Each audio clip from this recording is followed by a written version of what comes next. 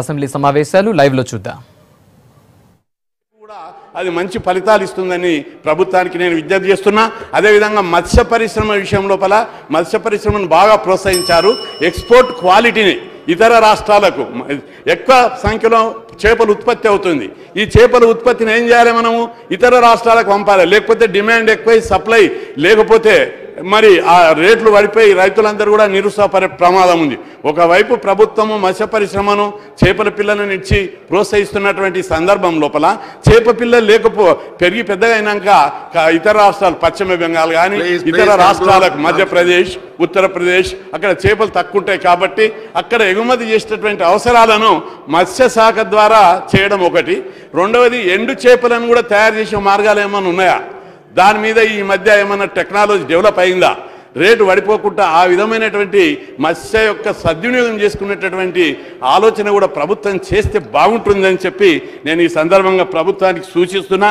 మరి అదేవిధంగా ట్రాన్స్పోర్ట్ విషయంలో కానీ మరి కొత్త బస్సులు తీసుకుంటామని మంత్రి గారు బాగా చెప్పారు.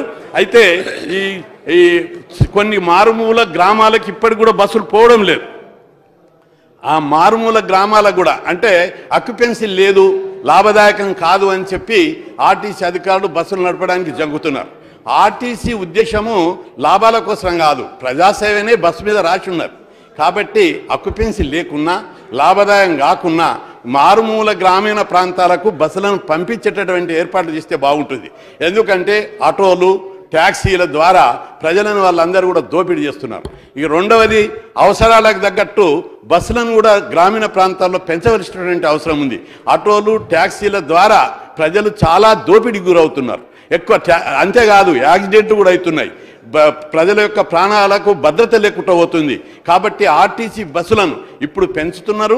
ఇంకా మరిన్ని అవసరాలకు తగ్గట్టుగా బ్యాలెన్స్గా ఈక్విలిబ్రియం ఉండేటట్టుగా ఆ బస్సులను సమభాగాలుగా అన్ని ప్రాంతాలకు పంపినట్టయితే మరింత ఉపయోగం ఉంటుందని చెప్పి ప్రభుత్వానికి ఈ సందర్భంగా నేను విజ్ఞప్తి చేస్తున్నా. వాణిజ్య పన్నులు అది ప్రభుత్వానికి ఆదాయం సమకూర్చే అత్యంత ప్రాముఖ్యత కలిగినటువంటి శాఖ.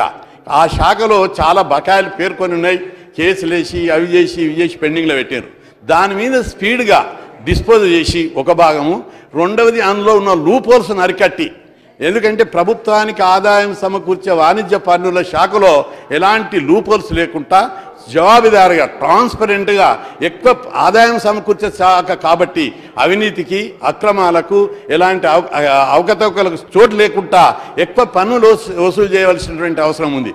దానికోసము నిజాయితీపరమైనటువంటి ఆఫీసర్లను పోస్టింగ్ ఇవ్వడమే కాకుండా ట్రిబ్యునల్స్ను కూడా దానిలో చాలా సమర్థులైనటువంటి ట్రిబ్యునల్స్ను కేసులన్నీ స్పీడ్గా డిస్పోజ్ కావాలి. ఒక్కొక్క కేసు 8 ఏళ్ళు 10 ఏళ్ళు కూడా ఉంటున్నాయి వాణిజ్య పన్నుల శాఖ అప్లేట్ ట్రిబ్యునల్ లోపల. ఆ విధంగా కాకుండా ఎక్కువ స్పీడ్గా చేసి ఆ కేసులను పెద్దలే కేసులు చిన్నోళ్ళే ఉండేవి. పన్నులు ఎగవేసేటోళ్ళు ఎవరు, బాగా డబ్బున్నోళ్ళే పన్నులు ఎగవేస్తాడు. బీదోడు చిన్న చిన్న వ్యాపారస్తులు ఎవరు పన్నులు ఎగేయరు. ఎక్కువ పన్నులు ఎగేసేది బాగా డబ్బున్నోళ్ళు, పారిశ్రామికవేత్తలు, వ్యాపారస్తులు, కంపెనీ వాళ్ళే ఎగేస్తారు. కాబట్టి వాళ్ళందరూ మళ్ళా లూప్ లైన్స్లో లీగల్ సైడ్ వెళ్ళి కేసులు వేసి దాన్ని తప్పించుకోవడానికి ప్రయత్నం చేస్తారు. అట్లాంటి అవకాశాలు లేకుండా అమ్మక పన్నులు ఇప్పుడైతే జిఎస్టీ వస్తుంది కానీ ఇంకా దాన్ని మనకు ఆదాయం మరింత పెంచుకునేటట్టుగా దాన్ని పెంచాలి, దాన్ని పూర్తిగా చేయాలని చెప్పి ప్రభుత్వానికి నేను విజ్ఞప్తి చేస్తున్నా. ఇక సివిల్ సప్లై విషయానికి వస్తే చాలామంది సభ్యులు మాట్లాడారు. ఆ విషయాల జోలికి పోకుండా ఒకటి, ఈ మధ్య ఎవరైనా ఆటో కొన్నా ట్యాక్సీ కొన్నా తెల్ల రేషన్ కార్డు తీసేస్తున్నారు. ఆటో ట్యాక్స్ ఎట్లా కొంటున్నారు, వాళ్ళు అప్పు చేసి కొంటున్నారు. ప్రభుత్వం ఇచ్చిన ఆటోనో ప్రభుత్వం ఇచ్చిన ట్యాక్స్కు అయితే ఫ్రీగా ఇస్తే మేము తీసేస్తే అభ్యంతరం చెప్పాం. బయట ఫైనాన్స్లలో అప్పులు చేసి ఆటో కొంటాడు, బయట ఫైనాన్స్లలో అప్పులు చేసి ట్యాక్సీ కొంటాడు. ఆ రెండుటికి నీ ఇంటి ముంగట కారు ఉంది, నీ ఇంటి ముంగట ఆటో ఉంది కాబట్టి నీకు తెల్ల రేషన్ కార్డు తీసేస్తామని అంటున్నారు. అది సరైనటువంటి పద్ధతి కాదు. కాబట్టి ఖచ్చితంగా వాళ్లకు అట్లాంటి కేసు లోపల కొద్దిగా ఆలోచన చేయవలసినటువంటి ప్రభుత్వానికి అవసరం ఉంది. ఆ దిశగా ప్రభుత్వము అట్లాంటి ఎవరైతే తొలగిస్తారో తెల్ల రేషన్ కార్డులు దాని మీద మరింత సమగ్రమైనటువంటి ఎంక్వైరీ చేసి వాళ్ళ యొక్క కార్డులను రిస్టోర్ చేయవలసిన అవసరం ఉంది.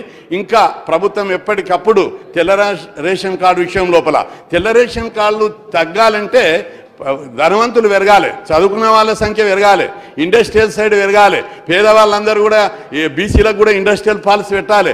అట్లాంటప్పుడు తెల్ల రేషన్ కార్డులు తగ్గుతాయి. తెల్ల రేషన్ కార్డులు పెరుగుతున్నాయంటే పేదరికం పెరుగుతున్నది అని అర్థమవుతుంది. కాబట్టి ఆ దిశగా ప్రభుత్వము ఆలోచిస్తుందని చెప్పి నేను విజ్ఞప్తి చేస్తున్నా. ఇక హోమ్ డిపార్ట్మెంట్ వస్తే హోమ్ డిపార్ట్మెంట్ లోపల ముఖ్యమంత్రి గారు వీళ్ళందరినీ హోమ్ గార్డులను రెగ్యులరైజ్ చేస్తున్నారు. అందుకు నేను సంతోషం వ్యక్తం చేస్తున్నా.